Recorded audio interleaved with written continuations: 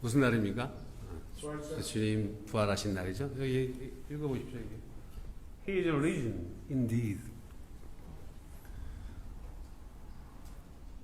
어김없이 올해도 부활 주일이 돌아왔습니다. 지난주 이제 고난주간이었죠.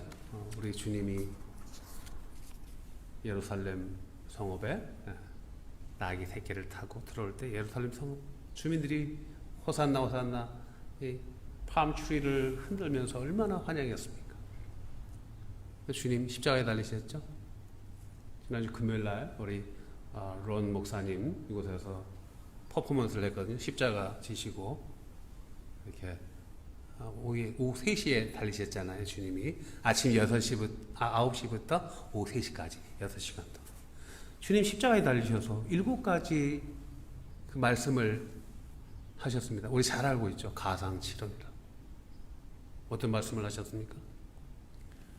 우리 주님 십자가에 달리셨을 때 그 십자가 밑에 군병들은 뭘 하고 있었습니까? 서로 겉옷을 네 쪽으로 나눠가지고 속옷을 나눠 가지려고 가위바위보 하고 있었어요. 주님이 예수님이 그 고통 가운데 그 광경을 보시고 아버지요 저들의 죄를 용서하소서 저들이 무슨 일을 하는지 알지 못합니다. 근데 우리가 이런 말씀을 읽을 때 누가복음 23장 34절의 그 말씀을 읽을 때 나무 이야기인가요? 우리가 마치 그 군병들처럼 예수님의 주시는 그 달콤한 은사만을 서로 나눠 가지려는 그런 이기적인 종교인의 모습은 아니라 두 명의 강도가 있었어요. 그죠? 한 명의 강도가 예수님을 향해서 당신이 그리스도가 아니냐? 당신 하나님의 아들이잖아. 하나님의 아들인데 왜 십자가에 달려있어? 당신과 우리를 구하라. 조롱했습니다. 십자가에 달리셔서도 우리 주님은 조롱받으셨어요.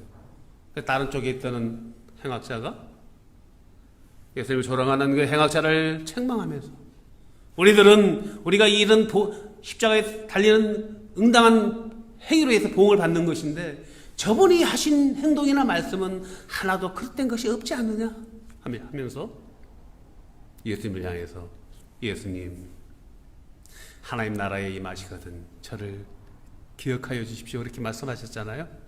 예수님 뭐라고 말씀하셨어요? 누가복음 23장 43절에서 오늘 나와 함께 낙원에 있으리라.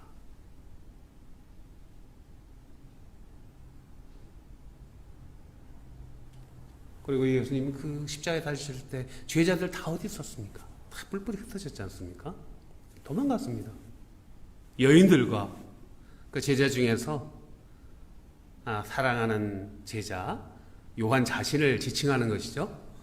요한복음 20장에 나타나 있습니다. 요한과 어머니 마리아를 번갈아 보시면서 그 고통 가운데서도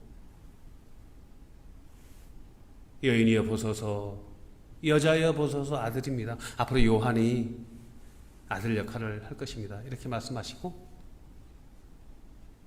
내가 목마르다 하셨습니다. 그리고 마태복음 27장 46절에서 엘리 라마 사박다니 나의 하나님 어찌하여 나를 버리시나이까 이런 고통 가운데 절규하시면서도 요한복음 19장 30절에서 뭐라고 말씀하셨습니까? 다 이루었다 하시면서 누가복음 23장 46절에서 아버지여 내 영혼을 아버지께 의탁하나이다 하시면서 운명하셨습니다. 예수님 십자가에서 죽으심으로 이 땅에 오신 인류 구원의 사역을 성취하신 것입니다. 그리고 무덤에 붙이셨죠. 아리마대 요셉이라는, 아리마대에 사는 요셉이라는 뜻이죠. 공회원이었어요. 예수님을 따르는 제자 중에서 아리마대 요셉에 의해서, 그리고 또 니고데모에 의해서 아리마대 요셉의 동굴에 안치가 되었습니다. 예수님 십자가에서 죽으심으로 메시아에 대한 소망과 천국 복음은 예수님 죽으실 때 대낮인데도 해가 빛을 잃고 하늘과 온 땅이 어둠에 쌓이듯이 모든 소망이 다 사라지게 됩니다. 그리고 그 다음 안식일이었습니다. 그리고 안식일이 지난 이른 새벽 미명에 무슨 일이 있었습니까? 기적이 일어난 것입니다. 예수님이 무덤에서 부활하신 것이죠. Jesus Christ is risen. He is risen. 기도하겠습니다. 부활의 아침이 밝았습니다. 우리의 죄와 허물을 그리스도의 십자가에 못 박고 부활하신 예수님 안에서 예수님을 닮아가는 거룩한 성도의 삶이 될 수 있도록 오늘 말씀 가운데서 능력 주시고 결단하는 시간 되게 하여 주옵소서. 예수 그리스도의 이름으로 기도합니다. 아멘. 오늘 본문에서 사도 바울은 고린도전서 15장 17절에서 다음과 같이 선포합니다. 오늘 본문 1절부터 11절 지난 다음 17절에 나오는데요. 만일 그리스도께서 다시 살아나지 않으셨다면 우리의 믿음도 헛것이고 우리는 여전히 죄 가운데 있는 것입니다. 만약에 십자가의 그 대속으로 끝났다면은 바울은 우리의 믿음도 헛것이고 우리의 죄가 대속되지 않았다는 거예요. 그러니까 십자가만 가지고는 안 된다는 거예요. 십자가와 부활이 복음이라는 것입니다, 여러분. 우리가 여전히 죄 가운데 있다면 하나님 앞에 설 수가 있습니까? 하나님은 공의의 하나님이십니다. 공의의 하나님은 죄와 함께 할 수가 없잖아요. 그런데 부활하심으로 우리가 진노의 자녀에서 하나님의 자녀가 된 것이죠. 오늘 본문 고린도전서 15장 1절부터 4절에 대해서 복음에 대해서 바울은 구체적으로 설명을 해가고 있는데요.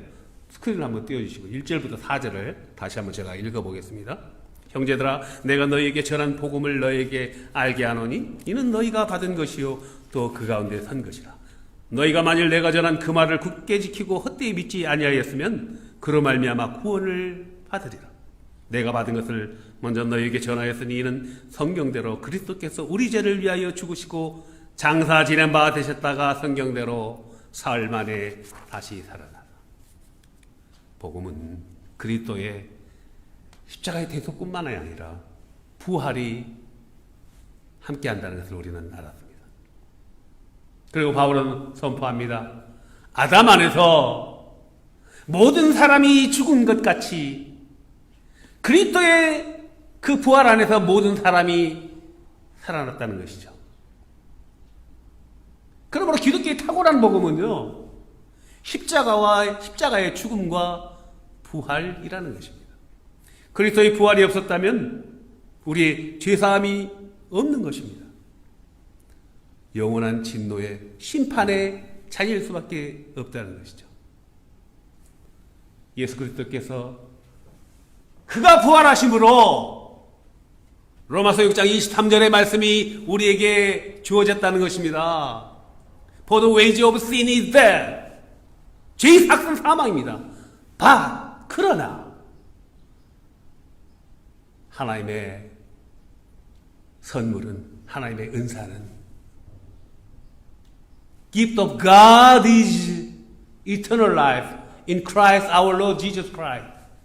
예수 그리스도 안에 있는 영원한 생명이라는 것이죠. 2021년 우리들 어려운 코비드-19이라는 어려운 상황 속에 처해 있지만 부활절을 맞이했습니다. 부활은 어김없이 돌아왔습니다. 주님 십자가에 죽으시고 무덤에 장사되었을 때 그 무덤을 찾은 사람들은 누구였습니까? 새벽 미명에 누가 찾아왔습니까? 마태복음 27장에 보면은 막달라 마리아와 다른 여인이 무덤을 찾아갔죠. 아직도 동이 트기 전에 새벽 미명이에요. 마태가 직업이 뭐예요? 마태의 직업은 세일입니다. 그죠? 세금을 징수하는 세일이에요.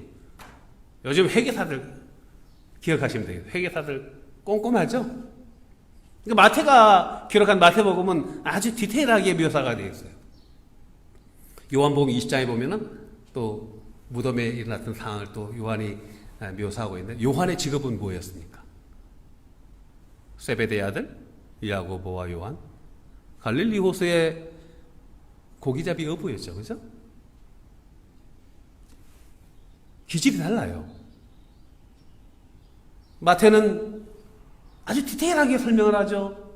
새벽녘에 막달라 마리아와 한 여인이 갔는데 갑자기 땅이 진동하면서 지진이 일어나면서 그 이스라엘의 무덤은 동굴을 파서 입구에 큰 바위를 막아두죠. 지진이 나면서 바위가 굴러지는 무덤이 열리는 거예요. 그리고 천사가 내려와서 그 바위 위에 앉아 있습니다. 그 경천동지하는 놀라운 광경에 무덤을 지켰던 경비병들이 혼비백산에서 엎드려졌다고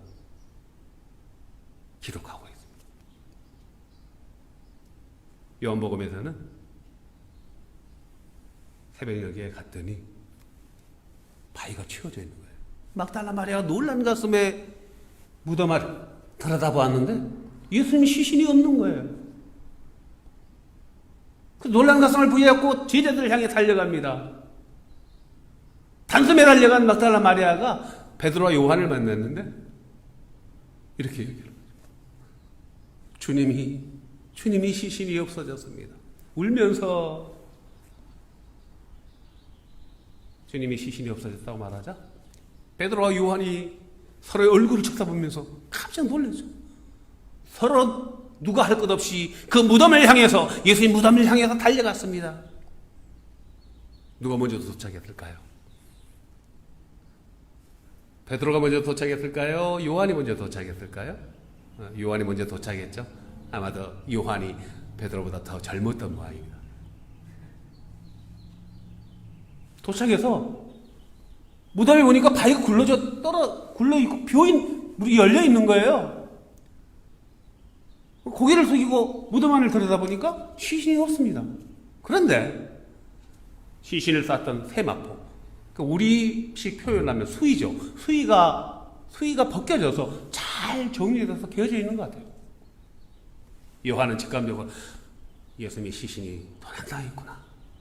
뒤를 이어서 성질 급한 베드로가 숨을 헐떡이면서 도착했습니다. 요한이 베드로에게 이야기를 했습니다.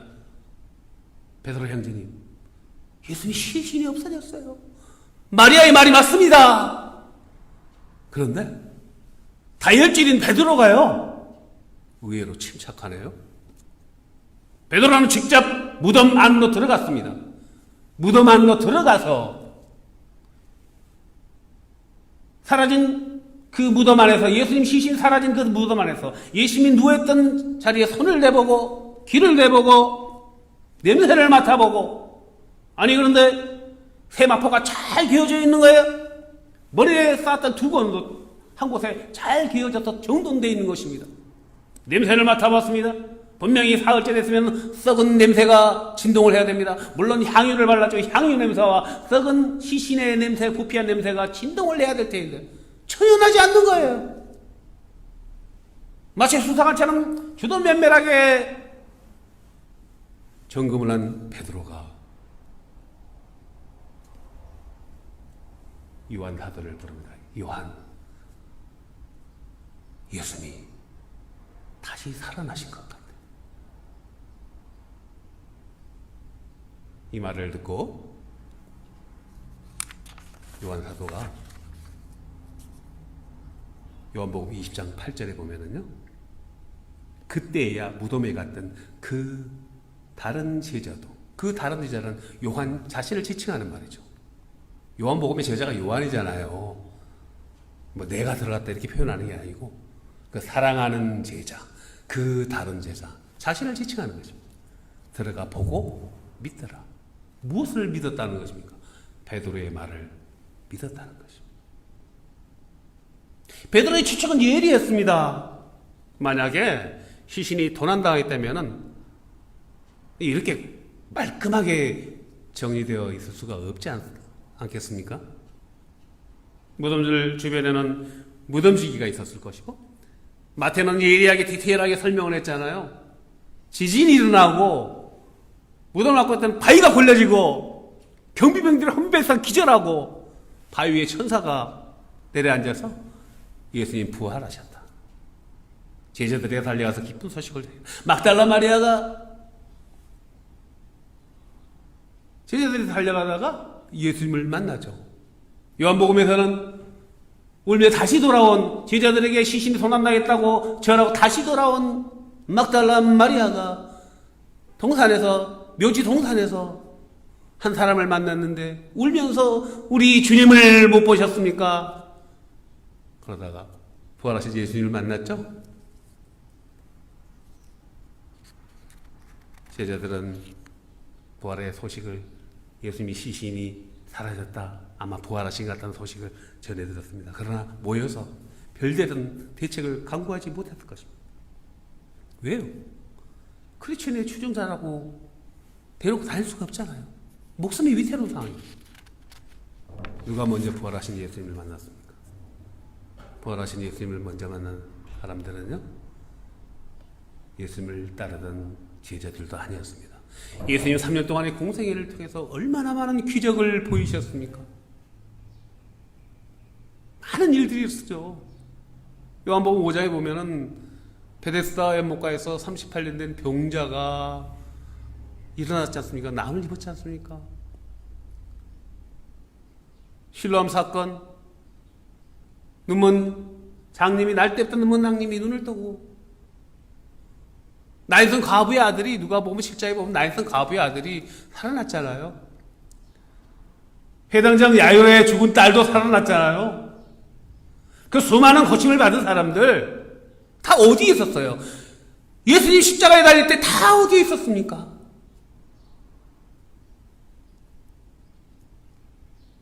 그렇게 안식 후 첫날이 지나고 한밤중이 되었습니다. 예수님 무덤에서 시신이 도난당 밤이 되었습니다. 부활의 기대와 걱정에 사로잡혀 아무것도 못하고 모여있는 제자들에게 부활하신 주님이 직접 나타나셔서 찾아오신 거예요. 뭐라고 말씀하셨습니까? 부활하신 주님이 제자들에게 하신 첫 번째 말씀, 평강이 있을지어다. 오늘 부활주일입니다. 부활절입니다. 2000년 전에 예수 그리스도께서 제자들을 직접 찾아와서 평강이 있을지어다 말씀하신 거죠. 우리 교회에게, 저와 여러분에게, 오늘 방송을 통해 예배하는 우리 형제들 모두에게 주님이 주시는 평강이 함께하기를 축복합니다. 사랑하는 교회 여러분, 사도 바울은 오늘 본문 11절에서 그러므로 나나 그들이나 이같이 전파하여 너희도 이같이 믿었느니라 라고 말하고 있습니다. 크리스천인 우리가 믿고 전파하는 것은요, 십자가뿐만이 아니고 부활하신 그 예수님의 그 부활하신 기쁜 소식을 전한다는 것입니다. 우리는 주님의 은혜만을 사모하는 아주 이기적인 종교인의 마음을 가지고 있지 않는지요. 종교인의 마음을 버려야 됩니다. 주님이 지신 십자가의 그 고난을 생각하기 싫죠. 그러나 주님이 주시는 세속적인 부여와 형통만을 구한다면 탐심을 숭배하는, 탐심을 사랑하는 우상 숭배자가 되는 것이죠. 바울은 골로새 3장 5절에서 탐심은 우상 숭배라고 분명하게 경고하고 있습니다. 주님이 우리의 죄를 대속하기 위하여 십자가를 지시고 십자가에서 죽으시고 부활하셨듯이 주님의 도를 따르는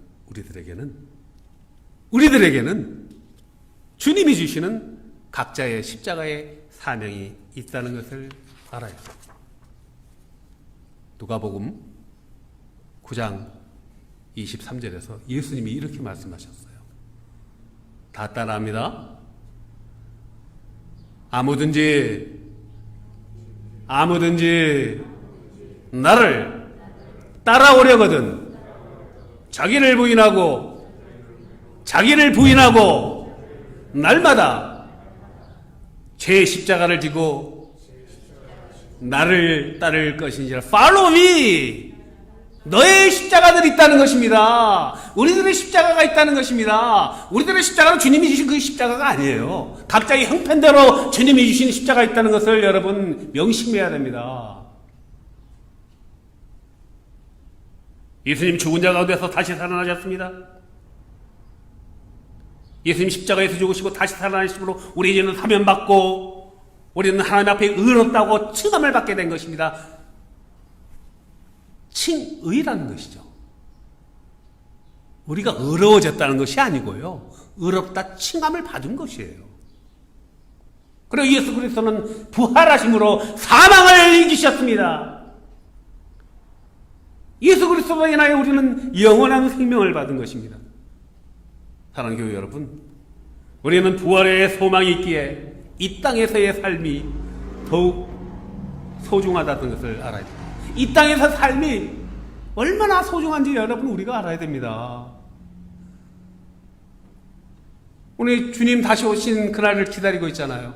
마라나타, 주 예수여 다시 오시옵소서. 입으로만 하실 것이 아니에요. 주님 다시 오시는 그날 먼저 자는 자들이 먼저 일어나고 산자들이 공중에 들어올려져서 주님을 영광 중에 영접할 것이라고 성경은 말하고 있죠. 그때 영원히 갈증나지 않는 소정같이 맑은 생명수가 흐르는 강가, 생명의 나무에서 생명수 옆에 생명나무가 있어요. 거기에서 생명나무에서 12가지의 풍요로운 과실들이 열리는 새 하늘과 새 땅으로 들어간다는 것입니다. 요한계시록 21장에 보면 새 하늘과 새 땅이 나옵니다. 수정같이 맑은 생명수가 흐른다는 거예요. 22장에 보면은요, 요한계시록 22장에 생명수가 흐른다고 말합니다. 수정처럼 맑은 생명수가 흐르고 그곳에는 생명나무가 있는데 12가지 풍요로운 과실이 열린다는 것입니다. 다 가는 것이 아니죠. 말씀을 뵙습니다. 요한은 요한복음 29절에서 다음같이 말합니다. 선한 일을 행하는 자는 생명의 부활로,